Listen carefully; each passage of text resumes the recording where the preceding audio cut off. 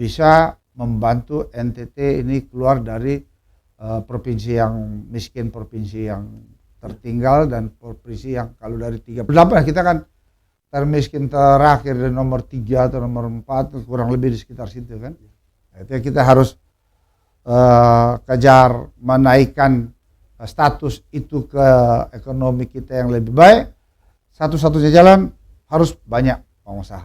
Saya mau jadi caleg DPR ini karena saya sudah selesai dengan diri saya, sehingga saya tidak punya beban tanggung jawab apa-apa. Saya sebagai pengusaha udah mencapai titik puncaknya, udah cukup bagi saya, anak-anak saya udah besar semua, sehingga saya betul-betul bisa fokus untuk mengoptimalkan apa yang saya miliki, potensi-potensi saya memiliki, pengalaman.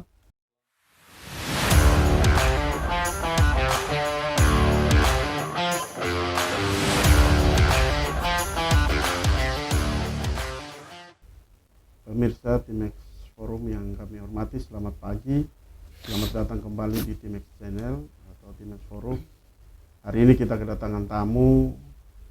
Beliau ini nama lengkapnya Christopher Lianto, sarjana ekonomi. Selamat pagi Pak Kris. Selamat pagi. Beliau ini adalah seorang usaha, ekonom, juga bankir karena punya bank sendiri. Dan kita lihat beliau akhir-akhir ini, kalau pemirsa berjalan di wilayah Daratan Timur atau mungkin Sabu atau Sumba, ada beberapa beliau-beliau besar yang bertebar. Beliau mencoba untuk melangkah ke dunia politik, dan hari ini kita akan menggali apa sih motivasi daripada Pak Kris Lianto untuk terjun ke dunia politik. Selamat pagi Pak Kris. Iya. Bagaimana kabar Pak Kris? Sehat-sehat saja. Sehat selalu. Ya. Ya. Ya belakangan banyak capek sih, tapi agak terganggu waktu olahraga aja. Oh ya. Jadi kira-kira olahraga rutinnya apa Pak Kris? Saya setiap hari Minggu itu pasti minimal 5 kali saya harus normalnya olahraga. Saya biasa main tenis, biasa fitness, biasa jogging. Itu rutin? Rutin. Cuman ya sekarang jadwal olahraganya yang berkurang. Ini apakah karena kegiatan politik atau kegiatan? Nah itu, ya salah satunya itu karena sejak mutusin untuk mau masuk ke dunia politik ya harus kerja keras, ya akhirnya membagi waktu yang terbatas itu, salah satunya ya kurangin waktu bermain dengan cucu, kurangin waktu untuk berolahraga. Wah, ini luar biasa Pak Kris, karena di tengah kesibukan beliau ini juga sebenarnya adalah di organisasi ISE, Ikatan Sarjana Ekonomi Indonesia. Beliau ini adalah pendahulunya di NTT atau Kupang khususnya, dan sekarang kita melihat Pak Kris ada di jalur politik dan tidak tanggung-tanggung partai yang menampung atau menaungi Pak Kris ini adalah Partai Gerindra. Mungkin Pak Kris bisa menjelaskan atau menceritakan sendiri bagaimana ceritanya bisa masuk politik dan ada di Partai Gerindra, dan yang paling utama adalah menjadi calon legislatif. Ya. Jadi tadi kalau menyangkut ISE ya, itu saya punya track record ISE, Ikatan Sarjana Ekonomi Indonesia itu. Saya sejak mahasiswa itu sudah tertarik untuk belajar dari senior-senior. Jadi saya termasuk ketika saya jadi ketua ISE hampir 10-15 tahun itu, selalu saya menjadi pengurus yang terlama menjadi anggota ISE. Sejak mahasiswa saya sudah jadi anggota ISE, kemudian di mana saya bekerja saya selalu aktif dan akhirnya menjadi ketua ISE itu. Itu memang kita banyak belajar dari situ bagaimana ekonomi suatu negara, suatu daerah bisa dikembangkan, karena disitulah kumpulan ahli-ahli ekonomi kan, setiap tahun, setiap beberapa bulan ada seminar-seminar dan sebagainya. Nah kalau ketertarikan ke politik, saya dari muda juga udah ditawarin ya untuk menjadi politikus gitu. Tetapi saya melihat untuk menjadi dunia seorang politikus itu adalah tempat kita untuk mengabdi, bukan tempat untuk kita mencari makan, karena saya memang tidak punya keahlian berpolitik atau tidak ingin berprofesi sebagai politikus untuk karier kehidupan saya. Saya lebih fokus untuk bekerja, mengembangkan bisnis saya. Sampai satu saat, ya ketika saya berusia 60 tahun, saya melihat bahwa sebetulnya nih saya sudah selesai dengan diri saya. Artinya apa yang saya cita-citakan dan mungkin menjadi impian banyak orang itu adalah mencapai kebebasan finansial. Artinya tidak perlu lagi bekerja untuk mengejar harta. Nah itu di usia 60 saya sudah mencapai titik itu. Saya pikir hidup saya untuk diri saya sudah selesai. Tinggal sekarang saya sebagai manusia ini bagaimana menjadi manusia yang berarti, manusia yang bermakna, bisa memberi kontribusi yang banyak kepada masyarakat banyak, sehingga kehidupan kita itu nantinya bisa meninggalkan legacy yang bisa dikenang oleh anak cucu kita. Kemudian karena COVID ya, COVID itu akhirnya kita harus merenungkan bagi saya lebih banyak merenungkan apa sih sebetulnya kehidupan kita ini dan bagaimana kita harus bersyukur tentang apa yang sudah kita capai. Pada waktu COVID itu kan kita sebagai pengusaha, semua orang melihat bahwa tidak ada satupun dunia usaha yang tidak terpengaruh. Bahwa secara ekonomi di setiap masalah pasti ada peluang. Jadi sebagian pengusaha menghadapi krisis ekonomi yang mengakibatkan usahanya menurun, tapi ada peluang. Rumah sakit bertumbuh, perawatan bertumbuh, ada perawatan untuk rumah-rumah khusus untuk menangani COVID itu kan, hotel dirubah menjadi rumah sakit dan sebagainya. Itu ada pertumbuhannya. Tapi di situ kan kita dilarang untuk tidak boleh bekerja kan, dan kita hanya berpikir bagaimana dalam situasi itu kita bisa survive, bisa hidup. Setelah itu COVID selesai, itu menjadi introspeksi buat saya bahwa ya udahlah, sekarang saatnya kita harus bisa memberi arti dan makna kepada masyarakat banyak. Nah saya sebagai pengusaha, terutama kayak lebih kenal sekarang kan grup saya Bank Kristajaya. Itu kita punya CSR gitu ya. Kalau bank itu labanya 1 miliar, ya CSR-nya kan 50 juta sedikit. Tapi ketika bank mencapai laba 10 miliar, CSR-nya bisa mencapai 500 juta. Tapi dengan 500 juta itu, ketika kita memanfaatkan untuk memberi bantuan kepada yang membutuhkan, ternyata kita sadar bahwa itu tidak ada artinya. Terlalu banyak orang yang membutuhkan bantuan itu dari apa yang bisa saya bantukan. Nah, itulah yang membuat saya berpikir untuk bisa membantu lebih banyak orang, maka saya harus masuk ke dunia politik. Ya, kemarin saya mendengar bahwa setiap anggota DPR itu bisa punya dana aspirasi, dana berbagai macam-macam untuk kita bisa melihat skala prioritas masyarakat NTT ini perlu mendapat prioritas pembangunan di sektor mana yang bisa berdampak langsung kepada masyarakat banyak. Pak Kris ini kan seorang pengusaha, punya bank atau seorang bankir juga. Nah, saya melihat bahwa apakah, apalagi tadi Pak Kris menyinggung soal COVID dan lain-lain, dunia usaha atau ekonomi ikut terganggu, tapi di satu sisi ada dampak positifnya. Nah, apakah karena keinginan atau motivasi untuk menjadi bagian daripada legislator di Senayan terutama, ini karena ingin merubah sesuatu karena terkait dengan tugas dan fungsi sebagai anggota DPR, dalam hal ini fungsi legislasi, budgeting dan pengawasan. Apakah dalam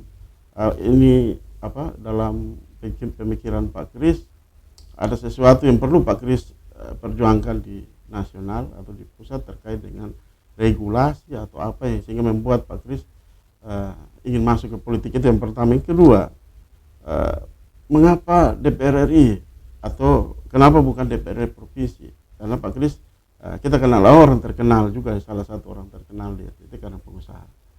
Tapi mengapa memilih DPR RI? Gitu, Pak. Ya. Jadi kalau kita di DPR provinsi, power atau pengaruh untuk bisa memajukan masyarakat NTT ini tidak ada. Karena seperti yang kita lihat sekarang kan, NTT ini kan dia tidak bisa maju tumbuh dengan kemampuannya sendiri, dengan PAD-nya sendiri. Sangat-sangat tergantung kepada pusat. Dan ya walaupun sistem ekonomi kita udah desentralisasi, tetapi karena keterbatasan PAD-nya kita, kemampuan anggaran itu, sehingga ekonomi kita ini sampai dengan saat ini NTT masih di drive atau dibutuhkan anggaran dari pemerintah, dan itu sangat tergantung pada pemerintah pusat. Kemudian juga regulasi maupun kebijakan-kebijakan di daerah ini sangat tergantung kepada pusat yang bisa menentukan berbagai kebijakan yang ada keberpihakannya kepada masyarakat NTT. Nah, yang sekarang saya pengusaha, maka saya melihat yang paling perlu itu adalah kita semua, saya kira udah tahu, sadar bahwa ekonomi suatu daerah, satu negara itu selain tergantung pada anggaran pemerintah, tergantung pada pemerintah, tapi yang paling penting adalah sektor swastanya, para pengusahanya. Di mana-mana para ahli itu sudah menentukan bahwa semakin banyak jumlah pengusaha yang ada pada suatu negara, suatu daerah, baru bisa ekonominya berputar. Nah, NTT ini kan memang terlalu sedikit para pengusahanya. Saya tahu itu karena pengalaman. Dan oleh karena itu saya ingin membawa aspirasi ke pusat bagaimana kita menciptakan lebih banyak para pengusaha muda, para pengusaha yang sudah matang, dan para pengusaha yang sudah ada ini kita harus memberikan treatment, harus memberikan penghargaan, dan harus menghargai, merawat mereka supaya mereka ini bisa berkembang dan menjadi daya tarik industri yang kuat, agar generasi muda kita itu lebih banyak yang tertarik mau menjadi pengusaha. Kalau sekarang ini kan orang melihat daripada jadi pengusaha mendingan jadi PNS, atau lebih banyak lagi yang ingin menjadi aparat penegak hukum, jadi polisi atau dari jaksa, itu kan melihat lebih enak. Nah, sementara begitu banyak generasi muda gitu. Dan daerah ini tidak bisa maju kalau pengusahanya tidak ada. Tapi kalau tidak banyak orang yang mau jadi pengusaha, ya susah. Dan itu kita tidak bisa paksa untuk orang menjadi pengusaha. Satu-satunya cara adalah kita menciptakan suatu kondisi yang mempunyai daya tarik kuat, sehingga orang lihat, oh enak jadi pengusaha. Nah, ini yang kita, saya ingin mempengaruhi itu di pusat, supaya kita bisa melahirkan lebih banyak generasi muda menjadi pengusaha. Itu sebabnya saya dari dulu aktif menjadi HIPMI, Himpunan Pengusaha Muda Indonesia ya. Walaupun itu kepengurusannya sampai umur 40, tetapi setelah saya lewat 40, saya tetap melihat bahwa pengusaha muda itu salah satu unsur penting yang harus kita ciptakan agar bisa memajukan ekonomi NTT. Ya, Pak Kris, sekarang Pak Kris ada di Partai Gerindra. Ya. Kira-kira kita ingin tahu, Pak Kris ini dilamar, atau memang ada yang mempengaruhi sehingga ikut ke Partai Gerindra, atau memang karena ada pertimbangan-pertimbangan lain sehingga Pak Kris memilih Partai Gerindra untuk memperjuangkan aspirasi. Ya. Nah, mungkin. Ya seperti awal tadi saya mungkin sudah kasih tahu di mana bahwa sejak muda saya sudah dimintalah oleh berbagai partai untuk masuk jadi pengurus maupun menjadi caleg. Tahun 2019 kemarin juga sudah ada yang minta, tapi ya itu saya belum tertarik. Nah, setelah itu sekarang saya tertarik, ya memang diminta juga, dan saya setelah melalui pertimbangan yang matang baru saya putuskan itu di bulan Mei. Ya, secara resmi saya sebelum memutuskan saya konsultasi dulu dengan para pengurus Gerindra, dalam hal ini Pak Eston Funai. Saya ketemu beliau dan beliau welcome, sangat senang kalau saya bisa bergabung. Kemudian saya juga melamarlah ke pusat, ke pengurus Gerindra pusat, dan mereka juga sangat senang. Dan begitu kita melihat komposisi para caleg-caleg DPR RI yang ada, memang kita membutuhkan caleg-caleg ini yang potensial, yang artinya mempunyai kemampuan untuk bisa membawa Partai Gerindra ini tumbuh berkembang, mendapat banyak pemilih, sehingga ada perwakilan DPR RI dari Gerindra untuk NTT yang saat ini lagi tidak ada, lagi kosong. Nah ini begini Pak Kris, periode lalu, pemilu lalu Partai Gerindra kehilangan kursi di Senayan. Kali ini melihat komposisi untuk Dapil 2 atau NTT 2 meliputi Sumba, Timor, Sabu dan Rote ini hanya ada 7 kursi, dan semua partai sedang berlomba-lomba untuk berjuang merebut kursi ke Senayan. Nah seperti apa kiat Pak Kris, karena saya juga jalan mondar-mandir Kupang, Soe dan beberapa wilayah lain di Kabupaten Kupang, saya melihat wah ini luar biasa ini.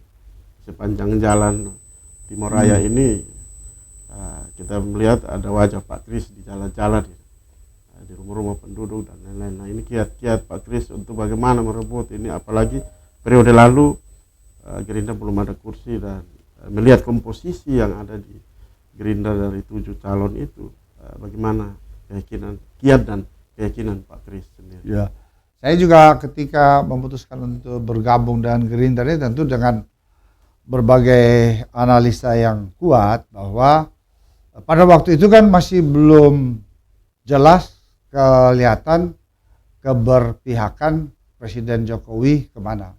Nah, tapi saya sudah membaca bahwa nampaknya itu pada waktu bulan Mei Juni ya, sudah bisa membaca, memprediksi bahwa nampaknya pasti Presiden Jokowi akan berpihak kepada Pak Prabowo. Dan sekarang baru beberapa minggu bulan terakhir ini kita sudah dengan jelas melihat arahnya ke situ, sehingga Partai Gerindra ini lagi sesuai dengan kebanyakan para pengurus Gerindra lagi naik-naik daunnya. Dan saya juga mendengar dari beberapa teman-teman partai yang lain yang sering melakukan survei bahwa kali ini udah pasti Gerindra akan mendapat 1 kursi. Nah, bagaimana kalau bisa berusaha untuk mendapatkan 2 kursi. Dan saya waktu berkomitmen untuk masuk dengan Partai Gerindra, saya tergolong orang yang kalau memutuskan untuk menjalankan atau menerima suatu tantangan, satu jabatan, itu saya harus berhasil. Itu pengalaman saya memimpin perusahaan, pengalaman saya memimpin organisasi, pengalaman saya dalam kehidupan saya. Kalau saya mau sesuatu itu harus mendekati sempurna. Saya berusaha untuk sempurna. Itu mulai dari hal yang pribadi sampai ke usaha. Termasuk saya misalnya mau bangun rumah gitu ya. Waktu saya mau bangun rumah, saya pikir bangun rumah harus yang terbaik. Dan ya akhirnya kan rumah Barbie, rumah saya itu menjadi viral pada waktu itu karena saya ingin sesuatu itu. Demikian juga ketika saya mau membangun kantor itu harus yang bagus, yang terbaik gitu ya. Sampai sekarang hal-hal yang kecil pun, ketika barusan anak saya mau membangun salon, saya fokus untuk memperhatikan kalau mau bangun salon harus menjadi salon yang bagus. Nah, sekarang saya punya salon Namas itu yang terbagus. Kemudian anak saya satu lagi dia mau bangun kafe, mau bangun restoran. Saya bilang kalau memang mau betul-betul fokus, saya support, harus menjadi juga restoran yang bagus, kafe yang bagus, terbagus lah.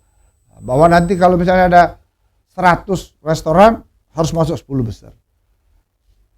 Dan ini mungkin Desember apa Januari saya punya kafe, punya restoran yang gedungnya unik, yang pertama di NTT. Oleh karena itu ketika saya juga memutuskan untuk di Gerindra, maka saya bilang harus Partai Gerindra harus dapat 1 suara.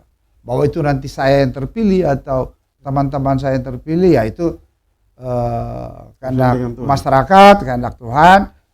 Tetapi untuk itu kita harus kerja profesional, kita harus kerja maksimal, kita harus mengoptimalkan kapasitas yang kita miliki. Oleh karena itu begitu saya dengan Gerindra mendapat support penuh bahwa mereka dukung untuk saya bekerja maksimal, maka saya langsung bekerja. Dan ternyata begitu saya mulai mendeklarasikan, tidak secara resmi ya, tetapi begitu saya mulai pasang baliho 1, 2 begitu, dan masyarakat mulai mengetahui saya maju, itu semakin lama semakin sibuk saya, ya semacam bola salju gitu. Akhirnya begitu banyak orang yang meminta saya untuk memasang baliho di tempat-tempatnya. Kalau diperhatikan, saya salah satu caleg yang memasang balihonya itu tidak berbayar. Artinya saya tidak banyak pasang baliho di billboard yang dibayar. Bahwa ada ya cuma 1 atau 2. Itu kalau dari segi persentase cuma 1% atau 0,5%. Saya udah pasang hampir 1.000 lebih baliho di seluruh dapil itu. Kebanyakan saya pasang di rumah orang yang menjadi tim pendukung saya. Nah, karena saya sebagai bank itu punya nasabah ribuan orang. Total nasabah yang pernah berhubungan dengan Bank Krista Jaya selama 15 tahun lebih itu ada 5.000-an nasabah. Nah, itu mereka begitu tahu saya maju, langsung berkomunikasi saya, Pak taruh di rumah saya, taruh di saudara saya. Sehingga baliho-baliho saya itu saya taruh itu adalah merupakan titik di mana orang itu bersedia untuk mendukung saya. Nah, itu dari dari nasabah bank, kemudian dari teman-teman yang tahu bahwa saya ini adalah pemilik rumah BRB, mereka juga senang. Malah sekarang tiap minggu ada aja orang yang bilang, Pak kita mau ke rumah Bapak, mau lihat rumah BRB yang dulu kita hanya mengenal dari luar, ini kalau bisa mau masuk dalam. Kemarin saya terima banyak orang datang ke dalam. Kemudian ya nasabah bank. Jadi sekarang saya memang sangat sibuk untuk memenuhi berbagai undangan untuk bisa bertatap muka langsung dengan masyarakat, dan saya berusaha untuk menampung apa yang menjadi keinginan dari masyarakat itu untuk menjadi masukan bagi saya, sehingga apabila nanti dari Partai Gerindra bisa saya lolos untuk menjadi anggota itu, ya saya udah tahu apa yang harus saya kerjakan. Itu masalah. Pak Kris, dapil seperti yang tadi kita sampaikan bahwa dapil 2 ini meliputi wilayah timur seluruhnya, Sabu, Rote, dan Sumba. Sejauh ini Pak Kris sudah datang ke beberapa titik di wilayah dapil 2 ini, dan kira-kira yang Pak Kris tangkap dari masyarakat itu apa sih sebenarnya keinginan yang Pak Kris bisa lihat secara garis besar, keinginan besar masyarakat yang diharapkan kepada Pak Kris? Ya, dari dapil 2 sejumlah 12 atau 13 kabupaten itu semua saya sudah keliling, dan ya hampir masuk ke setiap kecamatan-kecamatan itu saya sudah cukup. Kalau titik udah ratusan titik saya turun, karena di mana ada baliho saya pasti di situ saya udah turun. Kalau tidak ya minimal tim inti saya udah turun untuk bertemu dengan masyarakat. Dan memang banyak hal lah yang saya pikir menjadi kendala yang dihadapi oleh masyarakat. Masing-masing kabupaten ya punya masalah-masalah tersendiri ya. Kalau misalnya saya ke Kabupaten Kupang dan Soe, mereka kesulitan untuk mendapatkan pupuk subsidi. Dan kalau di Kota Kupang sebagian sulit mendapatkan air. Ya di Kabupaten Kupang Soe juga banyak sulit mendapatkan air. Kemarin saya ketemu hampir 100-an orang kelompok tani itu yang dibimbing oleh kita punya salah satu orang petani sukses itu, dia menjadi instruktur untuk dipakai oleh perusahaan nasional untuk membimbing para petani bagaimana bisa menjadi petani profesional sehingga semua tanaman-tanamannya itu mempunyai nilai ekonomis yang tinggi. Jadi kemarin kalau misalnya contoh dia tanam semangka, itu buahnya bisa besar-besar dan rasanya manis sekali. Nah, tapi itu memang ada treatmentnya. Ya harus pakai bibit yang bagus. Cara tanamnya itu tidak bisa tradisional. Nah, itu yang sekarang sudah dikembangkan oleh mereka, dan ada para pengusaha yang menjual bibit-bibit itu. Saya kemarin diundang untuk itu dan saya sangat tertarik untuk membantu. Dan saya pikir itu kalau nanti diviralkan atau bisa dimanfaatkan oleh ribuan petani, maka kita bisa meningkatkan daya ekonominya. Kemudian kalau saya kemarin ke Sabu itu, garam industri luar biasa itu. Sebetulnya sangat bagus garamnya Sabu. Saya turun lihat, saya ketemu dengan para petani dan para itu. Walaupun sekarang katanya harga garam lagi turun, tetapi itu sangat potensi sehingga satu saat memang harus kita kembangkan itu dan masyarakat perlu dibantu. Kemarin juga saya ke Tabelolong itu rumput laut, ya rumput laut yang dulu sangat bagus sehingga para petani atau apa itu ya, pekerja rumput laut itu dulu mereka bilang harga rumput laut bisa mencapai 40.000 per kilo atau per apa. Sekarang hanya turun ke 15-20.000. Jadi dia bilang kita sekarang susah pegang uang. Dulu waktu harga 45.000 itu kita pegang duit 5 juta, 50 juta itu enak. Tetapi yang terakhir ada peraturan pemerintah daerah dan sebagainya atau bagaimana harganya turun. Nah, saya pikir itu juga salah satu yang kita kalau jadi anggota DPR itu harus sering ke masyarakat untuk melihat masalah itu, dan kalau memang hanya menyangkut dengan regulasi atau menyangkut dengan hal-hal yang bisa kita kontrol, kita bisa memfasilitasi untuk itu kan sangat membantu petani. Dan kalau itu kan tidak bagi kita kan tidak merugikan. Kalau kayak sekarang mereka minta saya memfasilitasi atau membantu, kayak kemarin dia mau bertanam tapi airnya nggak ada, minta saya bantu gali sumur untuk ya saya juga bisa bantu kan, tapi kan terbatas. Saya bilang ya saya punya alat berat ekskavator, saya bisa kasih pinjam gratis gitu ya. Tetapi untuk memobilisasi dan operasional itu kan, kalau saya ekskavator kan satu hari kan 3 juta sampai 4 juta. Ya kalau saya harus memberi bantuan sampai 40-50 juta untuk satu kelompok itu secara pribadi ada batasnya.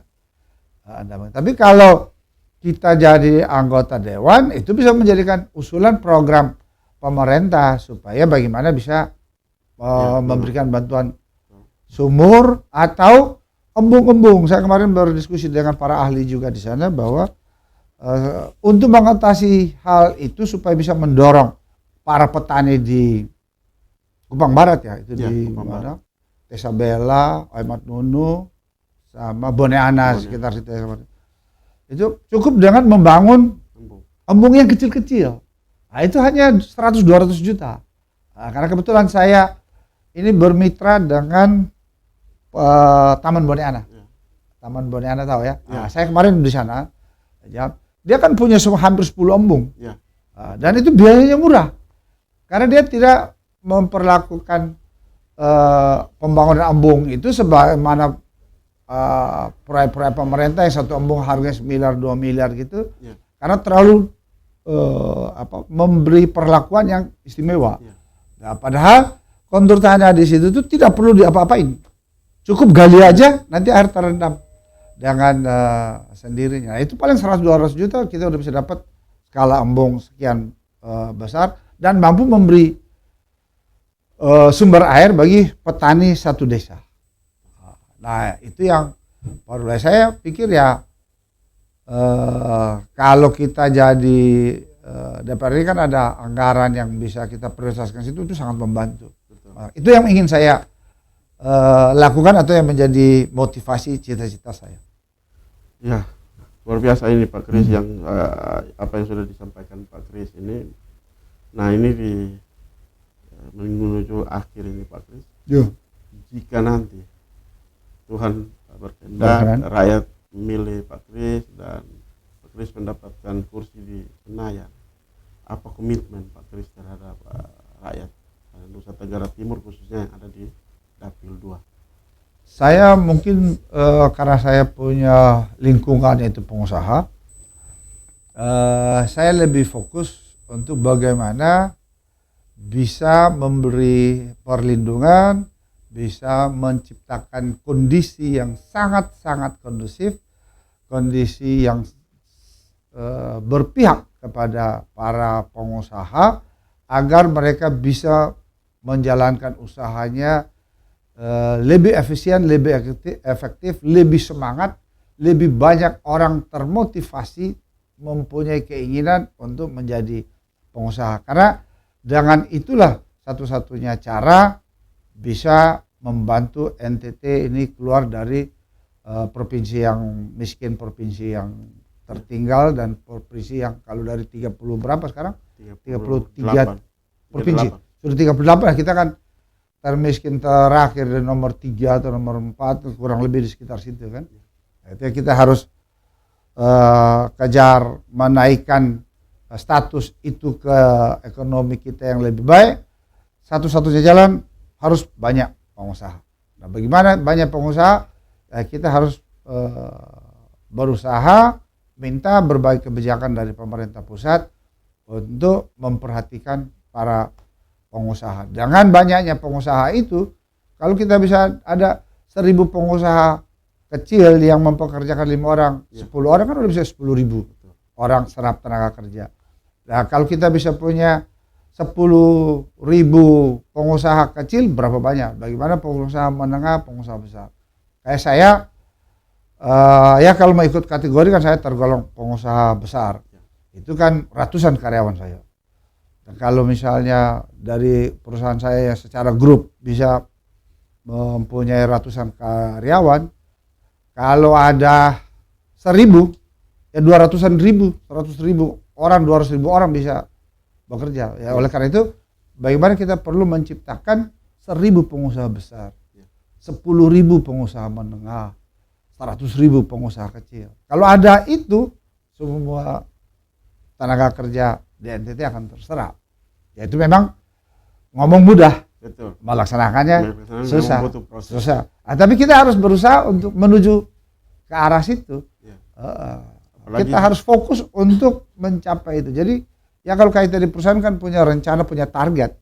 Ya kita, kalau saya jadi DPR, saya akan mempengaruhi teman-teman DPR maupun nanti berdiskusi dengan gubernur, bupati itu untuk harus satu fokus itu menciptakan jumlah pengusaha kita yang lebih banyak. Dan tentu mungkin dengan bantuan regulasi yang pro ke pengusaha, melahirkan pengusaha-pengusaha itu. Ini kan saya mendengar tadi kan Pak Kris menemukan kasus di Tabalolong itu soal petani-petani rumput laut. Memang sudah beberapa lalu kami menulis bahwa ada regulasi yang diciptakan oleh pemerintah provinsi yang lalu bahwa menjual rumput laut harus ke sini, harus ke sini. Nah, ini kan secara tidak langsung dengan nilai sekian dibatasi, tidak dibebaskan kepada sesuai dengan harga pasar. Nah, ini kan otomatis merugikan para petani rumput laut yang otomatis mereka ini bagian dari pengusaha juga. Ya. Jadi memang ini mungkin catatan buat Pak Kris ke depan. Iya betul. Kemarin saya juga baru tahu, diceritain oleh masyarakat, saya bilang kok bisa begitu? Dia bilang ya lah Pak, kita rakyat biasa nih, rakyat kecil kita mau apa, ini kita setengah mati. Saya baru tahu, tapi belum saya mendalami peraturan itu seperti apa, saya belum mendalami, dan saya pikir itu akan menjadi PR saya kalau kepilih, itu akan saya pelajari dan saya angkat. Kemudian juga misalnya kemarin saya ke Sabu, masih banyak masyarakat antre beli BBM. Saya juga nggak habis pikir ini kok dari 15 tahun yang lalu tuh masalah sampai sekarang nggak bisa. Aduh, ya saya sempat ngomong sama Pak Wakil Bupati, tapi bilang ya masalahnya ini masalahnya, tapi bagi saya sebetulnya itu semudah membalik telapak tangan kok. Kalau misalnya saya jadi DPR, saya langsung ngomong ke direktur Pertamina-nya, ke menterinya, kemana, masa Sabu daerah yang terluar terini dan ya memang miskin rakyat kayak gitu, apa salahnya pemerintah tuh memberikan subsidi yang melebihi. Nah, karena rakyat Sabu itu mungkin baru sekarang mereka menikmati BBM bersubsidi. Ya tuh, karena dulu kan mereka nggak punya mobil, nggak punya kendaraan. Sekarang baru mereka menikmati. Tapi kalau daerah di Pulau Jawa dari dulu orang sudah menikmati itu. Sehingga kalau subsidi BBM itu dibatasi di masyarakat yang sudah dari dulu menikmati dan orang-orang yang mampu semua, ya oke lah. Tapi kalau kayak Sabu, subsidi dimaksimalkan pun saya rasa pemerintah tidak ada ruginya kok. Karena memang pemerintah kita kan salah satu aspek untuk pemerataan itu adalah ya itu, kita lihat mana yang perlu kita subsidi kan. Nah, saya tidak habis pikir Pertamina kenapa tidak berani melepas subsidi yang maksimal di Sabu. Kalau katakanlah dia sekarang hanya jatah 1.000 ton, kalau kasih 2.000 ton kenapa? Saya kira kalau itu sampai di pemerintahan pusat pasti disetujui. Apalagi kalau informasi ini bisa sampai di Presiden Jokowi, saya yakin dalam 1 minggu selesai. Karena persoalan di sana kalau ditanya karena inilah, karena itu, padahal persoalannya sederhana. Saya setelah berdiskusi dengan pejabat terkait di sana, saya bilang itu hukum ekonomi berlaku kok. Ya. Ini kan hanya permintaan penawaran aja. Jadi ada orang spekulasi, begitu bensin datang habis, karena dibeli itu dicacar. Saya bilang ya bawa lagi aja. Nah, kalau kan batasannya kuota itu cuma lu banjirin aja di situ, pasti bisa selesai. Jadi sebetulnya masalah yang sederhana, tetapi tidak diselesaikan. Akibatnya masyarakat Sabu itu yang sudah terbiasa dengan hal itu, dia sudah anggap ini kayak biasa sudah. Udah malah menjadi ekonomi kaki lima lagi gitu, semua tumbuh di mana-mana orang jual itu. Tetapi kan sangat merugikan masyarakat. Bagaimana mereka mau berusaha dengan efisien efektif sebagaimana kota-kota yang maju gitu kan. Nah ini yang paling terakhir Pak Kris, sebagai seorang caleg apa harapan buat masyarakat? Mungkin ada harapan yang dari Pak Kris terhadap masyarakat. Ya mungkin masyarakat perlu bisa mengetahui nantinya memilih caleg-caleg agar buang waktulah sedikit untuk mempelajari track record dari para caleg itu. Pilihlah orang yang mempunyai kompetensi, mempunyai pengalaman dan mempunyai kemampuan, sehingga nantinya para caleg yang terpilih itu mempunyai kompetensi, mempunyai keahlian, kapasitas yang cukup untuk bisa berbuat untuk NTT. Dan saya kira saya mau jadi caleg DPR ini karena saya sudah selesai dengan diri saya, sehingga saya tidak punya beban tanggung jawab apa-apa. Saya sebagai pengusaha sudah mencapai titik puncaknya, sudah cukup bagi saya, anak-anak saya sudah besar semua, sehingga saya betul-betul bisa fokus untuk mengoptimalkan apa yang saya miliki, potensi-potensi saya memiliki, pengalaman, keahlian, dan berbagai kecerdasan yang saya miliki bisa saya mengabdikan kepada pemerintah melalui DPR RI yang mungkin bisa ada manfaatnya bagi masyarakat yang nanti akan memilih saya. Baik, terima kasih Pak Kris. Terima kasih pemirsa Timex Forum di mana saja berada. Ini akhir daripada obrolan kita bersama Pak Christopher Lianto, Sarjana Ekonomi, caleg DPR RI dari Partai Gerindra. Selamat siang. Ya, selamat siang. Terima kasih Pak Kris. Ya.